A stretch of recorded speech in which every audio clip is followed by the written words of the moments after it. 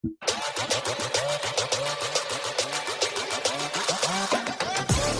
to Mr. Biz Radio, biz talk for biz owners. If you're ready to stop faking the funk and take your business onward and upward, this show is for you. And now, here's Mr. Biz, Ken Wentworth.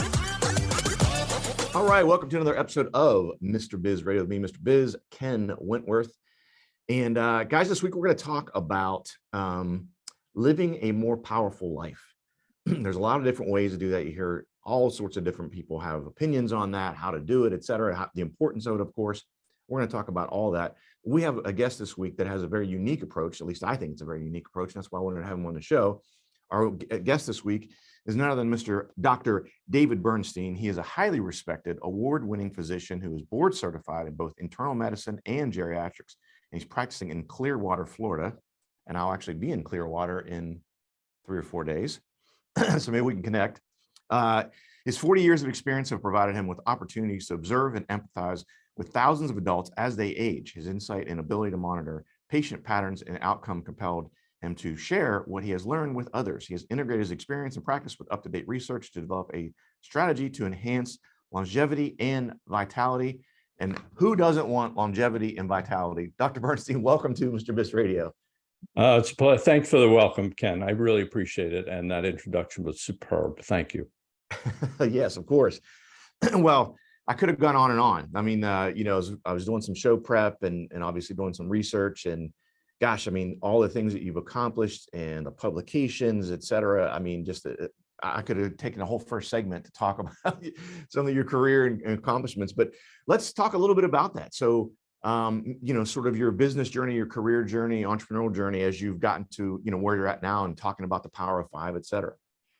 Well, in terms of the entrepreneurial part, I grew up on Long Island, New York, the son of an immigrant World War II combat wounded veteran who demonstrated about the importance of determination. And he even gave me a little book about gumption one time, about making something of myself as he made something of himself. So that's kind of the entrepreneurial part of me. It was the family business. It was a garment business, and I learned a lot about it. And I listened to my father when he said, "Don't go into this business, it stinks." So I was encouraged to be a doctor and go to medical school, and I did. And somewhere along the line, 2 other things happened to me. One was at our high school graduation, the commencement speaker was introduced, and I was on the committee that selected him, and he became an author. And 10 years after graduating high school, he had really published some books, and they had become pretty well recognized, at least by me as a sports fan. Another thing I saw that influenced me was a cover of National Geographic magazine where I saw a centenarian. And those are people who live to be 100. And I said, that's really fascinating. I want to know what they do. I want to know their secrets. I want to incorporate that in my life as what I do, and also learn how I can help other people do that. So that was a big part of my journey. And then going to medical school, making that choice, and then setting out and practicing geriatric medicine. Well, interesting. So, when you decided to go into the medical field, decided you're going to be a doctor, what sort of influenced you to go into the field that you're in? Well, one was that National Geographic magazine. Another was how my mother was so disturbed about how her parents, who were my grandparents, were treated, and the medical care they got was subpar. And she made me promise her that I'd do a better job than those doctors did in that care. And that had a lot of influence on me to do that. And it enabled me to always have a vision and a purpose for why I was doing what I was doing. I also took the opportunity to make it fun, enjoyable, and took the time to learn as I was going, not only about the health conditions, but about what made these people tick, what made them successful, or what made them fail. What did they do right? What did they do wrong? And it did prompt me to write my first book, which is over this shoulder here. I've got some good news and some bad news. You're old. And at first it was going to be a humorous book. But as I began to write it, I realized that there were some really fundamental things that people who age successfully did, and how they became resilient as a result of it. So if I have just a second, I'll tell you there are 5 things, and I always limit myself to 5 things because I can remember 5 things, and and the average person could probably remember 5 things, and so if you can do that, and I made it even easier by making it into a word, GRACE. An acronym. So it stands for goals, roots, attitude, companionship, and environment. And I found people who had a goal or a purpose in life, people who had good DNA, or if they had bad DNA, they could do something about it. If they had a positive attitude, which included gratitude and kindness, they had companionship, and they interacted well with their environment, which had a lot to do with lifestyle, and that's the subject of my other book. But when they incorporated all those things, they were resilient. Now, after I published my book and I would speak to people, I realized that that's the same formula that people can use in their business, for their family, in their kitchen, because, like any business, having a goal and a purpose and knowing what the roots of the business are, displacing it or manifesting a positive attitude and being grateful for what you have, and all those things that are part of that GRACE formula are things that can really propel people toward success in life and in health. Well, I love what you said about studying and researching some folks that had been successful and had bumps in the road, because I talk about that all the time too. I call it modeling expert behavior. Find someone who's really good and has already been there, done that, and what you're trying to accomplish. I've done it a little bit, certainly nothing near the extent that you have, but I heard from my dad when I was probably 10, 12 years old. My dad back then said his goal was he wanted to live to be 100 years old. So as you mentioned, the centenarian, and I took that on as a goal as well. When I turned 50, people were like, "Oh my gosh!" I said, "I'm only halfway there. Like I've only lived half of my life. Like I plan on living, another 50 years here." So, and doing some of those things. That's why one of the reasons I was so curious to have you on the show and talk to you, because, for me selfishly too, to learn some things that maybe I don't know about and to be able to do that. But I think, that GRACE formula, a lot of it has to do, it sounds like, with mindset and getting in the right mindset. Well, it does. But the interesting part for me was that I took that information from people who were already successful. I'm not sure that they applied that mindset, but the group of people that were really influential for me were people who were retired Salvation Army officers, because they were in the business of giving back. They were always treating people well. They were all very kind, and they may not have always had the environment and taken care of themselves part. But these people lived into their 80s and 90s, and they were just so joyful. And it was a pleasure to take care of them, and a pleasure to sort of interview them every time they came in. I said, "Well, so what was it that you did? Well, how did you become so successful and resilient?" That was a feature about being a geriatrician that people don't recognize, and I had a chance to do it. Yeah. Well, I'm sure that led up to a lot of what in your books, et cetera. Again, this week we're talking with Dr. David Bernstein. You can find out more at powerof5life.com. That's his website. You can follow him on LinkedIn, Facebook, and Twitter. We're going to come back after the break. We're going to give the Mr. Biz tip of the week, and we'll continue talking with Dr. Bernstein. If you would like to reach hundreds of thousands of business owners every week, Mr. Biz Radio can help. Our show airs globally 7 days a week for more than 25 hours across several internet radio stations, plus 20 plus podcast platforms. Also, video exposure on the new exclusive Mr. Biz Network streaming channel, which gets blasted to 100 plus streaming platforms, and the Mr. Biz YouTube channel, and our 350,000 social media followers multiple times every week. Join Mr. Biz Nation as an advertiser by emailing us at info@MrBizSolutions.com. Are you ready to automate your business?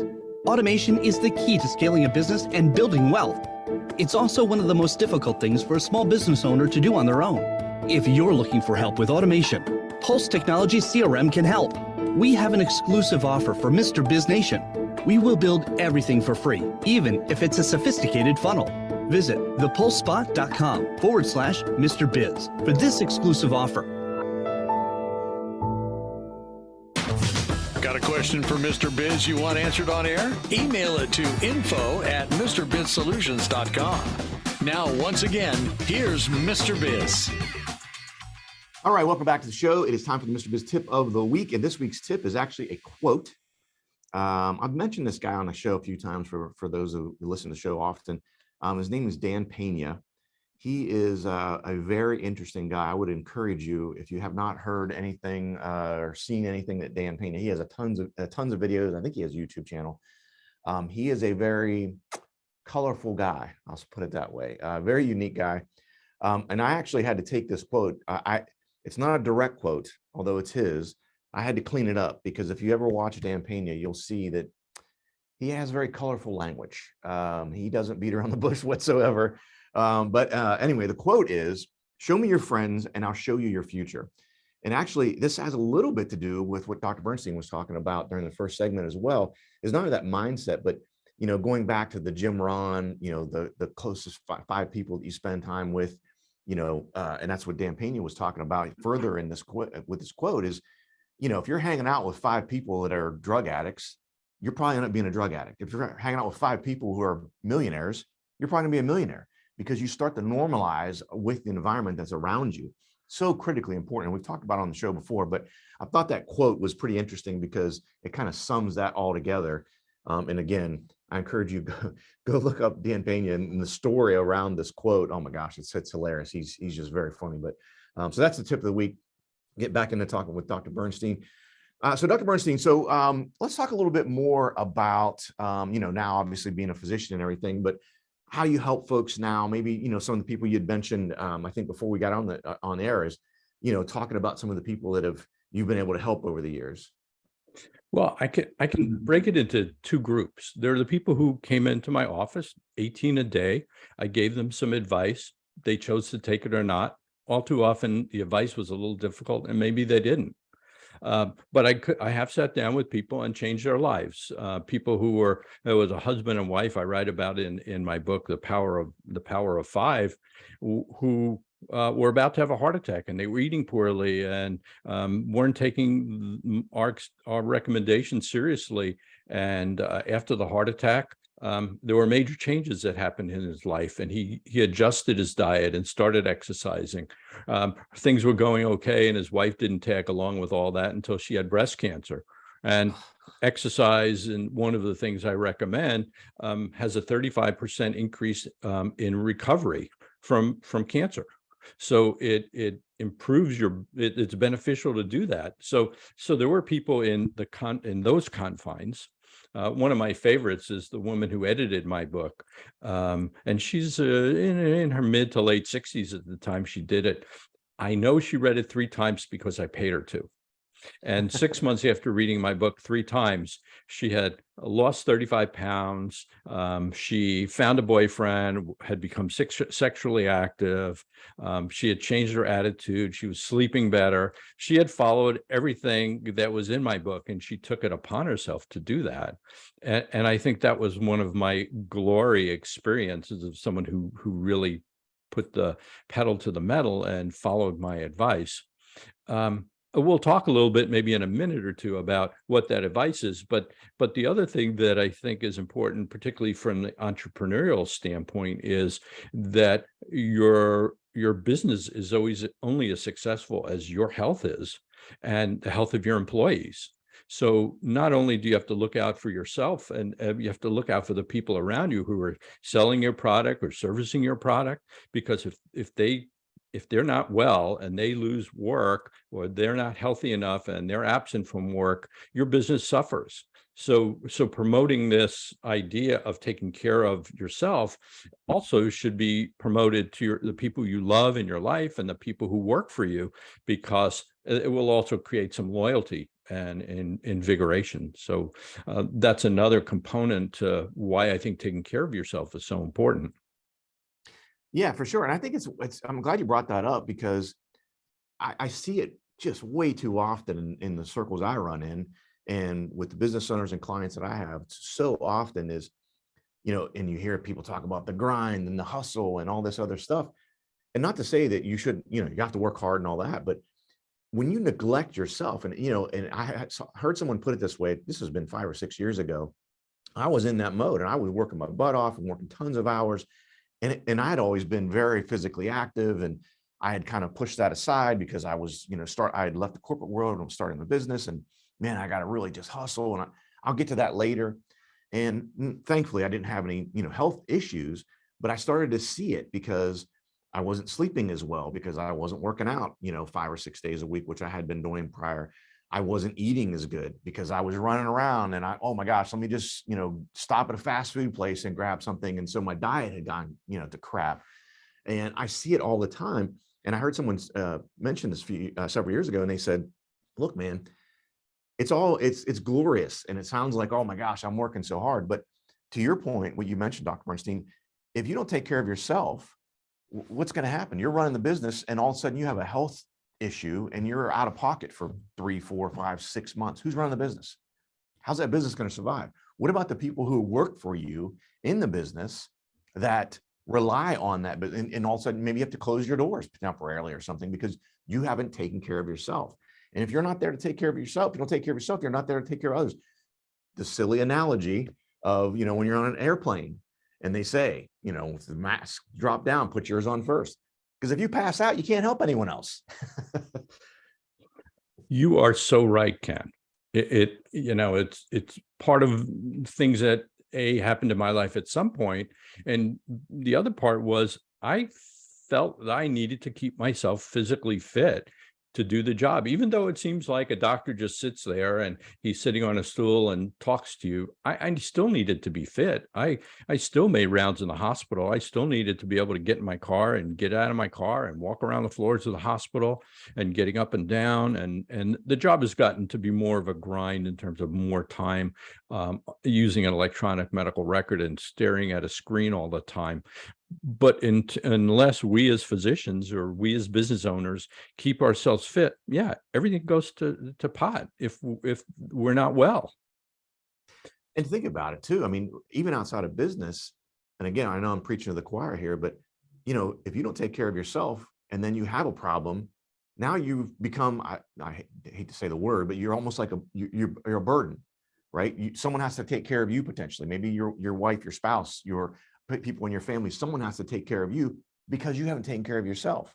And again, and what I mentioned earlier is, when you're trying to do the right thing and you're working really hard and you think that's the right thing to do, that is right. But you still have to make time for yourself to take care of yourself. Otherwise, again, at some point you may become where people have to help you all the time and take care of you. How are you helping people?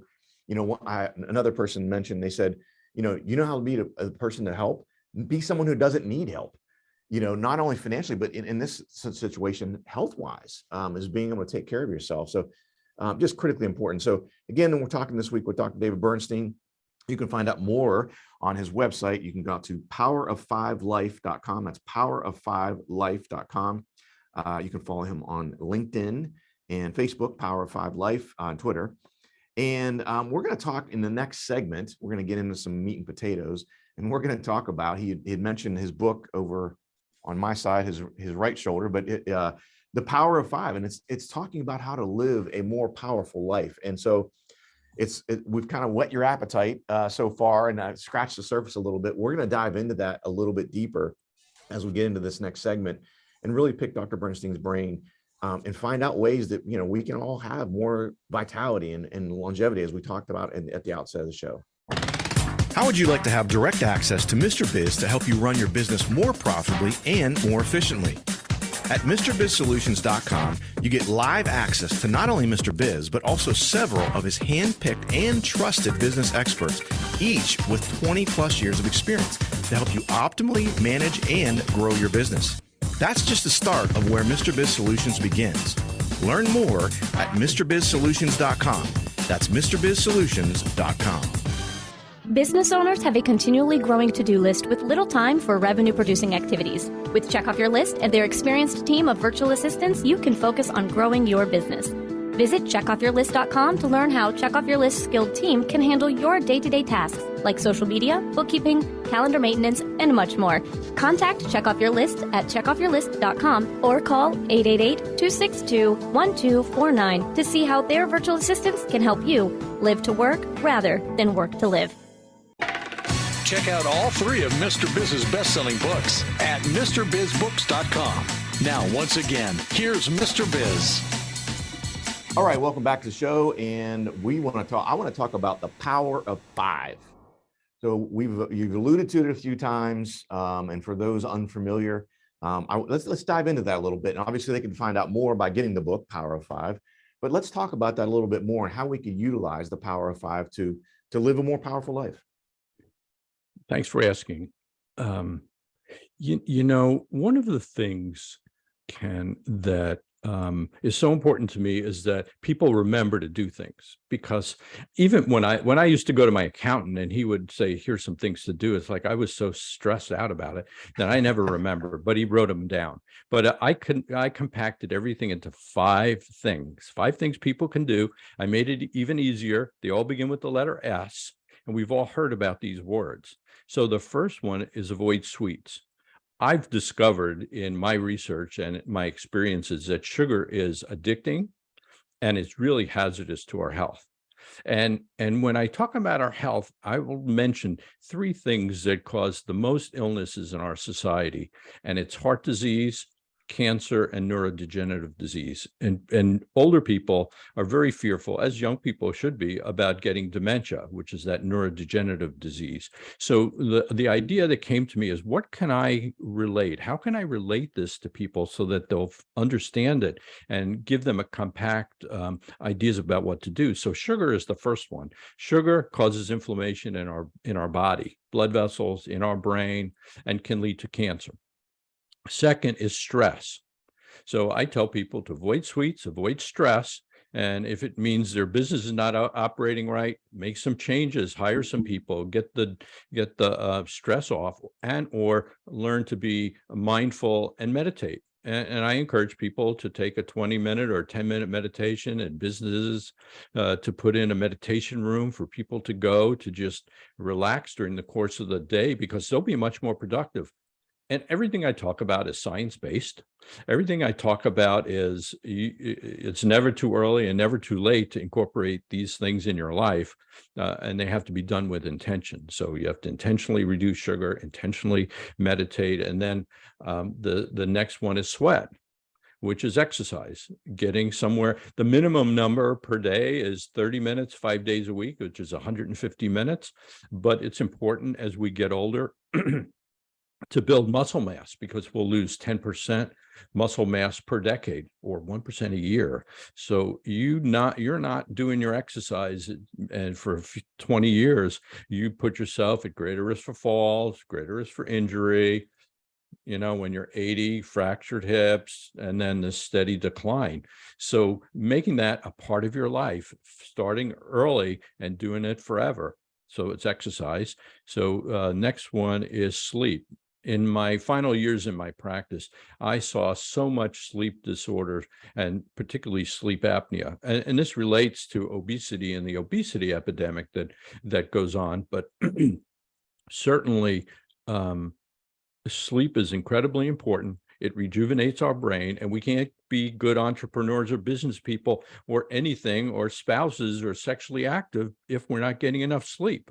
So sleep is important. 7 or 8 hours a day I have on my smartphone apps to count and keep track of my sleep. It's incredibly important. And then the fifth one is my favorite. And in my generation, I learned that sex sells. So sex is one of the S's, and it's the final S. And for people who are a little squeamish about keeping sex in there, it's really about socialization. It's about companionship. And sex is about intimacy. And the opposite of intimacy is loneliness. And even before the COVID pandemic, I had been writing about and reading about the fact that loneliness in our society is a health hazard. It's just as hazardous as those other things. It's the same hazard as smoking 15 cigarettes a day or being obese. And men in particular don't know how to make connections very well. We work really hard. We work with our staff. We go home. We open our book or we go to our computer, and we don't know how to make those connections. And for me, I'm guilty in lots of regards, because in my day, 18 patients were put in my room. I had 18 friends come in and said, "Hello, how are you? What are you doing?" I gave them their treatment, and then off to the next one. But in terms of a social life, we rely on our wives to do that. And now that I'm in a different phase of my life, I make it a point. It's like part of my exercise.